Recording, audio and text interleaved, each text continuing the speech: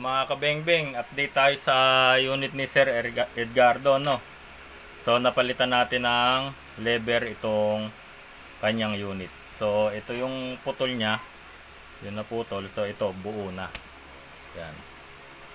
Yun yung lever niya. So testingin natin mga kabengbeng kung ano resulta ng unit niya.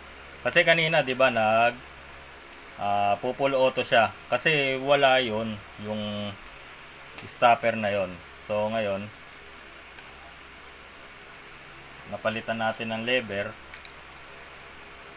tingnan natin yung result. Saka gagana na rin tong kinabit natin na safety switch. Yan. So kasa natin yun. Okay na po yung unit set. Pwede na tong umuwi mga kabengbeng.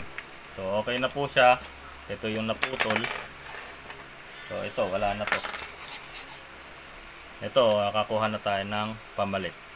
Okay. So sir Edgardo, okay na po yung unit mo. Pumuputok na po siya. Okay na siya. Tapos pwede na rin po siyang i-save. So pag magse-save ka sir, dalawahin kamay mo, no? Wag isa lang. Yan. Kailangan dalawa. Para hindi siya ito lang yung napepwersa, para sabay sila. Yan. Oh. Okay na po yung unit mo, sir.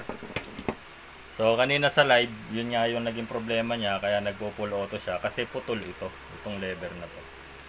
Yan. So ngayon, ito ay wala na. So ito, buo na yung unit ni sir. Pwede na po itong umuwi.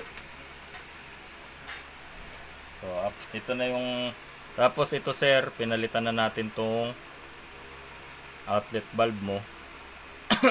Tapos itong base okay na rin, wala nang leak. So wag mo aalisan ng gas sir, para hindi nasisira yung mga valve natin, no. Ito medyo matibay pa to.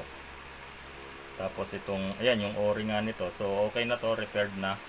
Tapos yung unit mo sir, repaired na rin, okay na. Pwede nang umuwi. All goods na po. Maraming salamat mga kabengbeng. Mabuhay po tayong lahat.